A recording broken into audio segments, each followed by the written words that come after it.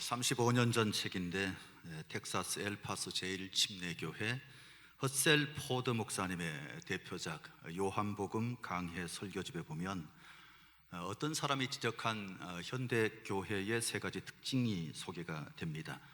첫 번째는 교회가 영혼 구원에서 사회 봉사로 전향하고 있다라고 했습니다.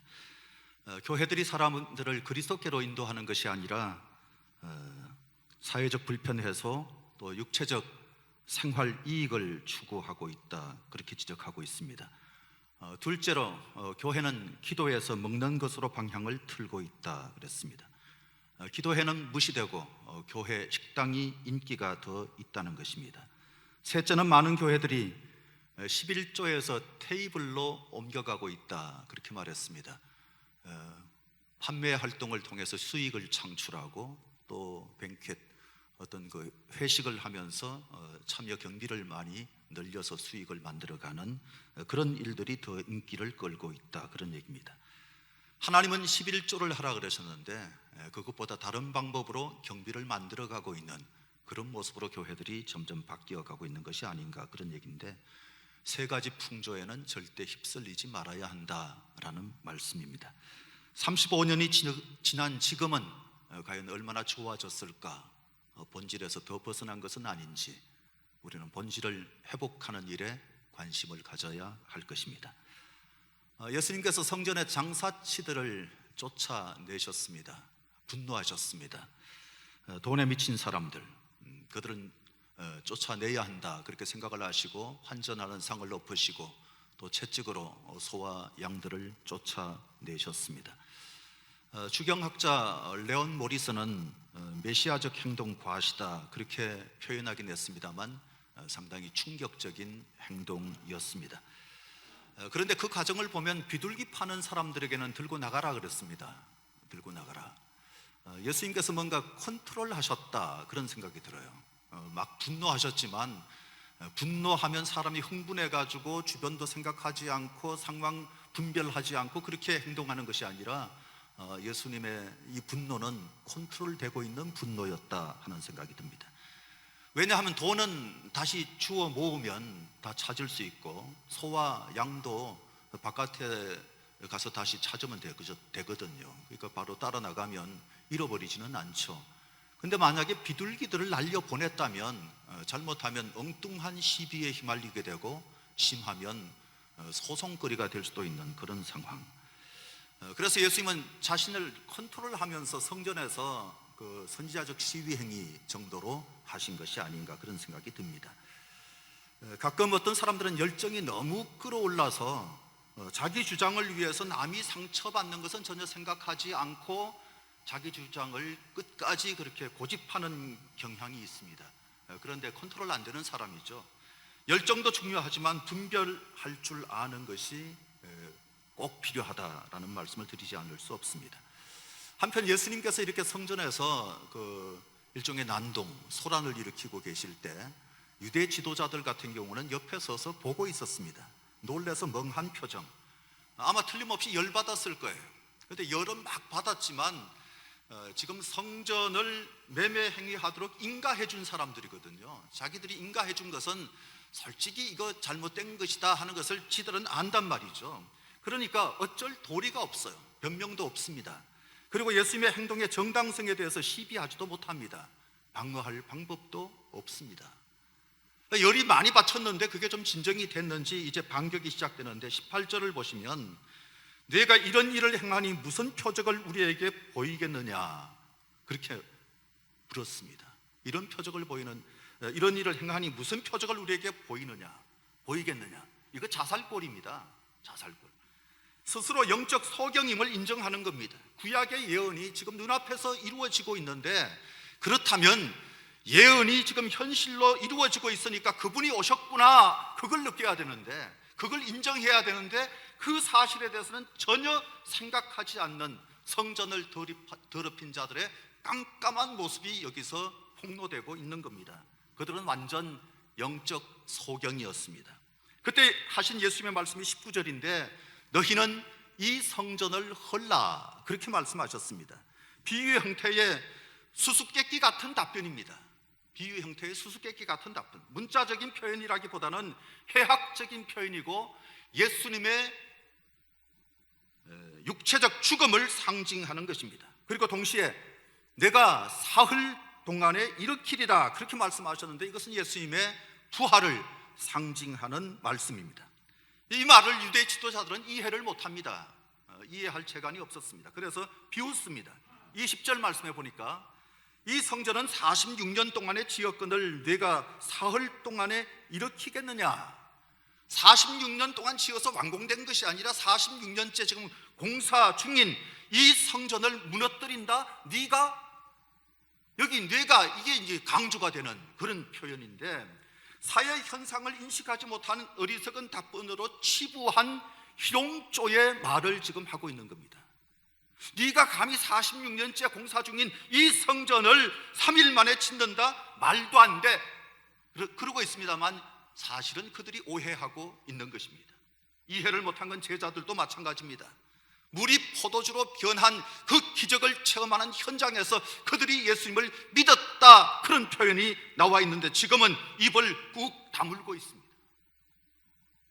예수님이 상을 엎고 소와 양을 몰아낼 때 그때 제자들이 예수님을 도왔다는 내용은 전혀 보이지 않습니다. 그들은 믿는 것처럼 보일 뿐 믿지 않는 사람들입니다. 60년 세월이 지난 그 상황에서 요한은 이렇게 기록합니다. 21절 22절, 예수는 성전된 자기 육체를 가리켜 말씀하신 것이라. 죽은 자 가운데서 살아나신 후에야, 죽은 자 가운데서 살아나신 후에야, 부활 이후에야 제자들이 이 말씀하신 것을 기억하고 성경과 예수께서 하신 말씀을 믿었더라. 오랜 세월이 지나 생각해보니까 그들이 믿었던 그 시점이 예수님의 부활 이후였다. 요한은 분명하게 밝히고 있습니다. 한번 기억해 보실까요? 기억만 해도 믿어진다. 기억만 잘해도 믿어진다. 시작. 기억만 잘해도 믿어지는 거예요. 기억만 잘해도 힘이 나는 거예요. 우리 신앙생활 하고 있는 우리가 정말 기억만 잘하면 하나님의 은혜 가운데 늘 살 수 있는 겁니다. 기억했다는 말, 이 신약 성경 여러 곳에 등장하는 키워드입니다. 누가복음 24장 6절에 여기 계시지 않고 살아나셨느니라, 갈릴리에 계실 때에 너희에게 이렇게 어떻게 말씀하셨는지를 기억하라. 예수님이 부활하신 그 아침에 천사가 제자들에게 했던 말이 기억하라. 이렇게 살아난다고 말씀하시지 않았느냐? 기억하라. 그렇게 말씀하고 있어요. 누가복음 24장 7절과 8절에 인자가 죄인의 손에 넘겨져 십자가에 못 박히고 제3일에 다시 살아나야 하리라 하셨느니라 한데 그들이 예수의 말씀을 기억하고, 여기 기억했다라는 말이 또 나오죠. 두 번 다 예수님의 부활 이후에 등장하는 단어입니다. 그러니까 부활이라고 하는 것이 얼마나 중요한가, 기독교의 존재 이유입니다. 복음 중에 복음입니다. 부활을 빼면 핵심이 없는 거예요. 핵심이 없는 거. 우리가 읽은 본문 바로 앞절 17절 말씀에도 기억하더라. 제자들이 성경 말씀에 주의 전을 사모하는 열심히 나를 삼키리라 한 것을 기억하더라. 거기 또 기억하더라가 나오잖아요. 우리가 나이가 들더라도 치매 정세 보이지 말고 기억할 것을 꼭 기억하며 살아야 할 것입니다. 오늘은 이 성전을 헐라라고 하는 제목으로 말씀을 봅니다. 첫 번째, 성전이 뭔가? 본질에 관한 질문인데 현대인들은 이런 질문하면 질린다라고 하는 반응을 보입니다. 교회가 뭔가? 사랑이 뭔가? 결혼이 뭔가? 뭐 이런 질문도 마찬가지. 한 가지로 간단하게 딱 대답할 수 있는 그런 질문만 좋아하는 사람들은, 그래서 이런 질문 싫어합니다만 이런 질문은 반드시 물어야 할 근본적인 질문입니다. 성전의 존재 목적, 그리고 성전의 의미, 이게 뭔지 항상 물어야 성전이 성전다울 수가 있는 겁니다. 인간은 너무 쉽게 흔들려서 욕망이 잡초 자라듯 자꾸 자라면서 이 신경 안 쓰면 금방 성전을 변질시키는 그런 경향이 있습니다. 자기 욕망을 추구하는 것으로 만들어버리는 게 인간입니다. 성전은 하나님의 집입니다. 하나님이 임재하시는 곳, 그래서 하나님을 만나고 그 하나님께 예배하고 그 하나님을 찬양하는 곳. 그런데 사실 주님은 성전에만 계신 게 아니라 어디든지 계신 분이시고, 어떤 면에서는 우주를 만드신 분이 이 세상의 어떤 특정 건물 안에 계신다, 이건 맞지 않는 말입니다. 어울리지 않습니다. 온 우주를 다 만드신 분이 어떤 건물 안에 갇히는 듯한 그런 표현은 있을 수가 없는 것이죠. 그래서 성전은 하나님이 계신 공간인 동시에 하나님이 계실 수 없는 곳. 그래서 이 성전의 한계, 이 땅에서의 성전의 한계를 알아야 성전의 본질을 제대로 이해할 수 있습니다. 솔로몬은 아버지 다윗이 준비했던 그 성전을 다 짓고 난 다음에 너무너무 감사하고 행복했습니다. 7년 세월 동안 끊임없이 아름다운 성전을 짓기 위해서 애썼는데 드디어 봉헌하는 낙성식. 그때 솔로몬이 기도를 이렇게 시작합니다. 열왕기상 8장 27절. 하나님이 참으로 땅에 거하시리이까 하늘과 하늘들의 하늘이라도 주를 용납하지 못하겠거든 하물며 내가 건축한 이 성전 오리이까. 굉장히 겸손한 기도예요. 7년간 최선을 다해 지었습니다. 아름다운 성전을 잘 만들었습니다. 그러나 그 성전을 만들었지만 하나님이 머무시기에는 너무 부족한 곳입니다. 더 심하게 표현하면 하나님 아무것도 아닙니다. 최선을 다해서 짓는다고 지어봤지만 아무것도 아닌 것 같습니다.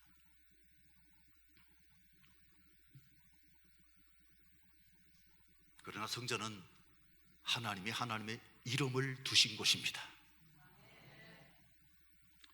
열왕기상 8장 29절에 주께서 전에 말씀하시기를 내 이름이 거기 있으리라 하신 곳, 이 성전을 향하여 주의 눈이 주야로 보시오며, 9장 3절에서는 나는 네가 건축한 이 성전을 거룩하게 구별하여 내 이름을 영원한 그곳에 두며 내 눈길과 내 마음이 항상 거기 있으리니, 내 눈길과 내 마음이 항상 거기 있으니, My eyes and my heart will always be there. 항상 거기 있을 것이다. 내 마음, 내 두 눈이 항상 거기 있을 것이다. 당신의 이름을 두신 곳. 우리는 성전에서 하나님 만나고 하나님께 예배하는 거예요. 그뿐이 아닙니다. 이어지는 솔로몬의 기도를 보면 열왕기상 8장 30절에 주의 종과 주의 백성 이스라엘이 이곳을 향하여 기도할 때 주는 그 간구를 들으시되 주께서 계신 곳 하늘에서 들으시고 들으시사 사하여 주옵소서. 성전은 기도하는 집입니다. 하나님의 이름이 있는 성전, 그래서 위대하고 그래서 거룩한 곳입니다. 거기서 우리는 하나님께 기도합니다. 키엘케골이 그런 얘기를 했습니다. 어떤 사람이 기도할 때 처음에는 기도를 말하는 것으로 생각했는데 한참 기도하다 보니까 열심히 기도했는데 갑자기 조용해지는 시간이 있잖아요. 그 시간에 깨닫기를, 아하, 기도는 듣는 것이구나. 기도는 듣는 것이구나. 그 사실을 깨닫게 된다. 키엘케골이 그런 얘기를 했어요. 하나님이 계신 곳, 어떤 면에서는 철저하게 잠잠해야 할 곳입니다. 하박국 2장 20절에 오직 여호와는 그 성전에 계시니 온 땅은 그 앞에서 잠잠할지니라. 그래서 교회에서 말이 너무 많으면 안 됩니다. 말씀을 들어야 합니다. 그죠? 말이 너무 많아서 안 되고 말씀을 들어야 되는 거예요. 기도하는데도 너무 많은 말을 하려고 애쓰지 마십시오. 기도할 때 제발 목소리에 너무 힘주지 마세요. 하나님과 대화하면서 목소리에 왜 힘줍니까? 오히려 더 겸손해야죠. 그죠? 오히려 더 겸손해야죠. 거룩에 대한 착각이 없으시길 바랍니다. 역사적으로 계속 예루살렘이 주목받았던 것도 그곳에 바로 성전이 있었기 때문입니다. 그래서 솔로몬 성전이 무너진 이후에 이스라엘 백성들 바벨론 포로에서 돌아오고 난 다음에 그들이 가장 중요하게 생각했던 것이 바로 성전을 다시 짓는 것이었습니다. 그 성전이 스룹바벨 성전 또는 제2성전이라고 불리는 건데 사실 모습은 초라했습니다. 그래서 예수님 시대에 이방인 이두메 출신 유대인의 왕이 된 헤롯 같은 경우 자기가 너무 인기가 없어요. 이방인 출신이라서 인기가 전혀 없어요. 그래서 유대인들의 환심을 사기 위해서 그는 스룹바벨 성전 중건을 시작하는 거예요. 모리스는 그가 건축광이었다 그랬어요. 건축광이었다. 그래서 이 성전을 짓게 된 이유가 되기도 한다, 그런 얘기를 했는데, BC 20년부터 AD 62년까지 몇 년간이에요? 한참 세보셔야 돼요. BC 20년에서 AD 62년까지 한 80년 이상을, 80년 이상을 계속해서 성전 건축을 했다. 얼마나 화려하고 아름답게 지었는지. 아름다운 건축물을 헤롯 성전 보기 전에는 봤다고 말하지 마라, 봤다고 말하지 마라, 그렇게 말할 정도였습니다. 그 성전의 유형에 대해서 역사가 요세푸스가 기록해 놓은 것을 보면 성전의 외부 형태를 보는 자는 그 눈과 영혼으로 감탄할 수밖에 없었다. 왜냐하면 이 성전은 어느 곳에서든 거대한 금판으로 덮여 있었고, 해가 뜨면 금판에서 불같은 광선이 반사되어 그것을 똑바로 보려 해도 해를 직시할 수 없는 것 같이 눈을 돌려야 할 정도였다. 너무 빛이 나서 차마 바로 볼 수가 없었다라고 말할 정도, 엄청났던 모양이죠. 그런데 거대하면 뭐합니까? AD 70년 로마 티투스 장군, 디도 장군에 의해서 박살이 납니다. 완공한 지 한 7, 8년 만에, 7, 8년도 안 돼가지고 완전히 박살이 납니다. 남은 것은 성전 벽 일부뿐, 나머지는 돌 위에 돌 하나 남지 않았다. 그 남은 성전 벽의 일부가 바로 통곡의 벽이죠. 저 통곡의 벽, 수많은 사람들이 거기 가서 회개하고 눈물로 기도하는 곳. 예수님이 6월절에 가셨던 그때도 공사 중이었습니다. 46년째 짓고 있었습니다. 성전은 거룩한 공간, 그래서 구분도 엄격했습니다. 통제도 심했습니다. 유대 여인들 같은 경우는 나오스라고 불리는 성전 공간 안으로 들어갈 수 없었고, 그저 여인들의 뜰까지만 들어갔습니다. 사진을 보시면 여인들의 뜰, 저기 빨간 사인펜으로 표현해놓은 바로 저곳, 거기까지만 들어갈 수 있었어요. 그 다음에 성소 안에, 그 여인들은 뜰은 사실 성소 안이 아니죠. 그죠? 성소 밖입니다. 성소 안에 제사장들이 들어가는 뜰, 제사장들이 들어가는 곳, 바로 거기에는 제사장들이 들어가면 성소에 앉지도 못해요. 서 있어야 되고 맨발로 다녔어야 했습니다. 겨울에는 동상에 걸리는 경우도 많았다 그럽니다. 이방인들 같은 경우는 이방인의 뜰까지만 출입이 가능합니다. 만약에 저 경계석을 넘게 되면 죽을 수도 있습니다. 죽여버릴 수도 있는 거예요. 저 성전이 유대인들의 중심이었습니다. 외롭고 힘들 때마다 성소를 향해서 기도했던 것이 유대인들입니다. 절기 따라서 예루살렘 성전을 순례하는 것이 그들의 삶의 목표였고 기쁨이었고 의미였습니다. 시편 84편에 성전 사랑이 잘 표현되는데 1절과 2절 보시면, 만군의 여호와여 주의 장막이 어찌 그리 사랑스러운지요, 내 영혼이 여호와의 궁정을 사모하며 세약하며. 저 시를 쓸 때는 솔로몬이 성전 짓기 전이니까 성전이라고 해봐야 수달피 가죽으로 된 천막집, 그저 낡아 빠진 몇백 년 된 천막입니다. 저 천막 성전, 저 성막을 그리도 사랑했다. 그리도 사랑했다. 그 성막을 보며 그렇게 행복해했던 거예요. 만군의 여호와여 주의 장막이 어찌 그리 사랑스러운지요, 내 영혼이 여호와의 궁정을 사모하여 쇠약하며. 하나님을 향한 시인의 마음입니다. 3절에 보면 심지어 성전의 둥지를 튼 참새 제비도 부럽다, 그런 표현이 나오는 거예요. 부러워하고 있는 시인의 모습이 나와요. 세상에 화려한 어떤 것보다도 불편한 곳이 성전이었습니다. 근데 너무너무 가고 싶은 곳, 너무너무 가고 싶은 곳. 10절 말씀에 주의 궁정에서의 한날이 다른 곳에서의 첫날보다 나은 적 악인의 장막에 거하는 것보다 내 하나님 문지기로 있는 것이 좋사오니. 그저 그 성전 가까이 와서 성전 안으로 들어와서 사는 것이 최고의 행복이었다, 그렇게 생각했던 사람들. 오늘 우리에게도 주님 앞에 예배드리는 이 장소가 행복의 자리가 되기를 바랍니다. 여기까지는 아멘이 잘 되는데 최고 행복의 자리가 되길 바랍니다. 네. 속이지 마시고 진짜 최고 행복의 자리. 실제 예루살렘 성전 주변에 묘가 많습니다.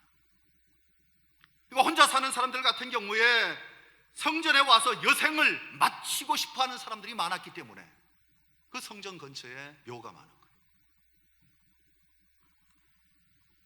시온의 대로가 있는 복된 곳, 시온의 대로가 있는 복된 곳. 그런데 예수님은 이 성전을 헐라, 성전이 성전답지 못하니까 46년 동안 공을 들여서 잘 짓고 있다 할지라도 성전이 성전답지 못하니까 예수님은 이 성전을 헐라, 그렇게 말씀하고 있는 거예요. 하나님 앞에 순전한 예배를 드리지 못하고 뻔뻔스러운 종교적 모임으로 변질된 성전이라면 의미 없다, 그런 뜻이죠. 두 번째, 사흘 동안 내가 일으키리라, 그렇게 말씀하셨어요. 사흘 동안 일으키리라. 성전 회복을 원하시는 분이 바로 예수님이세요. 성전을 헐라 그렇게 말씀하시지만 사실은 성전다운 성전이 서야 한다는 게 예수님의 생각이신 거예요.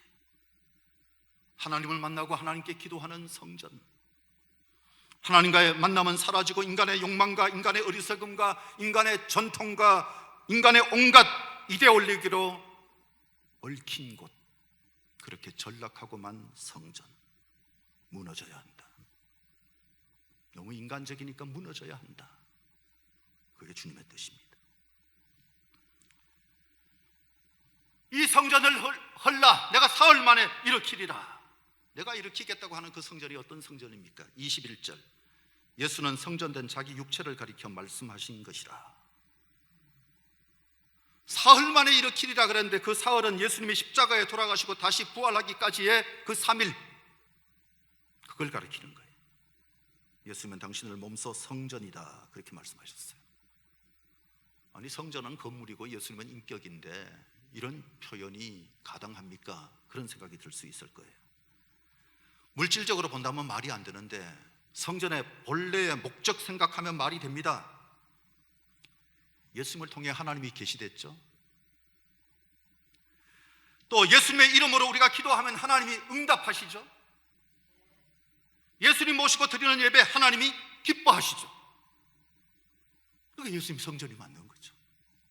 성전이 맞는 거죠. 예수님은 몸소 성전이시고 성전의 목적을 이루시는 분이십니다.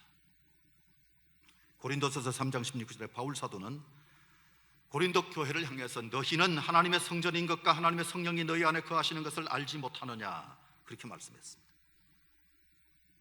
이제 예수 그리스도는 하나님의 영의 형태로 교회와 우리 마음 가운데 내주하십니다. 우리 속에 살아계시는 분이세요. 하나님의 성전은 다른 곳이 아니라 예수 그리스도와 믿는 공동체입니다. 그게 바로 하나님의 성전입니다. 그래서 바울은 고린도 교회, 이 고린도 교회 그러면 첫 교회가 아굴라와 브리스가의 가정에서 모였던 그 가정교회가 첫 교회인데 아마 추정하기는 한 20명 정도의 성도가 있었던 것으로 보입니다. 이어서 고린도에 두 번째 생겼던 가정교회가 디도 유스도의 집에서의 교회였고, 또 추정하기로는 해당장 그리스보의 집에서도 모였으니까 그때 아마 그게 가정교회였을 것이다, 그렇게 추정을 하고, 아니엘 박사가 엊그저께 따뜻한 새로 나온 책을 보내줬는데 읽어보니까 고린도의 첫 개종자 스데바나의 집도, 가이오의 집도, 공무원인 에리스도의 집도, 그리고 고린도 지척에 있었던 갱그리아 베베의 집도 다 작은 공동체. 이 가정교회들을 모아서 통칭 고린도 교회 그렇게 말하는데 다 합쳐봐야 수십 명 정도밖에 안 되는 작은 공동체. 고린도가 항구 도시여서 비린내 나는 그런 곳, 가죽 냄새 나는 그곳을 바울은 성전 그렇게 말하고 있습니다. 이 교도들이 신전이라고 표현한 곳과 비교가 되지 않습니다. 그곳은 온갖 위엄과 화려함으로 가득 찬 신전인데 그게 신전이 아니라 미련하고 지혜나 문벌 좋은 자가 없는 곳, 예수 그리스도 믿는 그 작은 교회 공동체, 그게 바로 성전이다. 바울은 그렇게 말하고 있어요. 그래서 크든 작든 교회는 중요합니다. 부하든 천하든 내 인생이 성공적이든 실패작이든 상관없이 성전은 위대한 겁니다. 믿는 자는 위대한 겁니다. 그 영혼이 하나님의 성전이기 때문입니다. 세 번째, 실제는 따로 있다. 히브리서에서 좀 다른 방식으로 표현을 했는데 히브리서 8장 5절에 보면 그들이 섬기는 것은 하늘에 있는 것의 모형과 그림자라. 하늘에 있는 것의 모형과 그림자라. 모세가 장막을 지으려 할 때 지시하심을 어둠과 같으니, 모세가 지었던 지상 성전은 실제 하늘의 리얼리티, 실제는 따로 있다는 거예요. 따로 있다. 그러니까 진짜를 흉내낸 모형에 불과하다, 그런 말씀을 하고 있는 겁니다. 그래서 그림자예요. 어떤 데 보면 우린 교회 안에서 실망을 느낄 때도 있잖아요. 그림자 보고 실망하는 거죠. 그림자에 불과한 거예요, 이 땅의 교회는. 히브리서 9장 24절에 그리스도께서는 참것의 그림자인 손으로 만든 성소에 들어가지 아니하시고 바로 그 하늘에 들어가사. 하늘에 있는 것이 실제고 땅의 성전은 그저 그림자일 뿐이다 하는 것을 강조하고 있는 또 다른 표현으로 보시면 됩니다. 예수님은 그 실제를 드러내신 분, 그 실제를 드러내신 분, 이 세상과 이 세상에 속한 것들은 다 그림자다 하는 사실. 그림자 좀 밟혔다고 너무 속상해하지 마십시오. 그림자 밟혀도 안 아파요. 이 땅에서 뭐 그림자 교회를 막 욕해도 너무 속상해하지는 마세요. 그림자 뭐 100명이 와서 밟아도 괜찮아요. 안 아파요. 그림자는 먹어도 배부르지 않습니다. 소유해도 전혀 남지 않는 허망한 것이 바로 그림자. 그림자는 자기가 아닙니다. 실제 따로 있어요. 그림자 죽지도 않아요. 진정한 고통은 다른 곳에 있습니다. 그래서 철학이나 심리학에서도 주목하는 현상인데, 프랑스의 정신분석학자인 자크 락강이라고 하는 사람이 유명한 말을 했어요. 내가 있는 곳에 나는 존재하지 않고 내가 없는 곳에 내가 존재한다. 내가 없는 곳에 내가 존재한다. 나라는 것은 세상이 규정한 나이고 과거의 나일 뿐이지 현재의 나는 실제는 드러나지 않는다는 거예요. 내가 욕망하는 것이 무엇인지도 모르고 단지 세상의 소리에 끌려가는 것이 우리 모습입니다. 기껏 의식이 풀리는 꿈속에서나 가끔 제 모습을 확인하는 정도. 우리는 끊임없이 실제를 찾아가야 하는 존재, 예수 안에서 늘 새로워져야만 하는 존재, 진짜 예수 만나는 행복을 누려야 할 존재. 그림자에 속지 마십시오. 절대 그림자에 속으면 안 됩니다. 우리가 소유하려고 하는 노력, 재물, 뭐 이런 것은 그저 땅 따먹기 놀이와 같은 것에 불과합니다. 납작한 작은 돌을 훔치며 열심히 나왔다 들어갔다 하며 자기 소유의 땅을 넓혀도, 신나게 그렇게 놀아도 엄마가 손 씻고 들어와서 밥 먹으라 그러면 끝이에요. 열심히 땅을 많이 따놔봐야 소용없는 거 아닙니까? 그림자예요, 그림자. 이 땅에서 열심히 우리가 애쓰는 그 모든 삶들이 결국은 그림자에 불과할 것이라는 사실을 우리는 잊지 말아야 합니다. 그래서 요한은 6장 26절 27절에서 너희가 나를 찾는 것은 표적을 본 까닭이요 떡을 먹고 배부른 까닭이로다. 썩을 양식을 위해 일하지 말고 영생하도록 있는 양식을 위하여 하라. 썩은 것 위해 하지 말고 영생하도록 있는 양식을 위해서 해라. 참 가슴 아픈 것은 결론 부분이라고 볼 수 있는 23절에 보니까 많은 사람이 그의 행하시는 표적을 보고 그의 이름을 믿었으나 그랬습니다. 믿었고 믿었으므로 그렇게 끝나면 얼마나 좋아요. 믿었으나 그렇게 끝나는 거예요. 표적 보고 믿었지만 진짜 믿음이 아니라는 겁니다.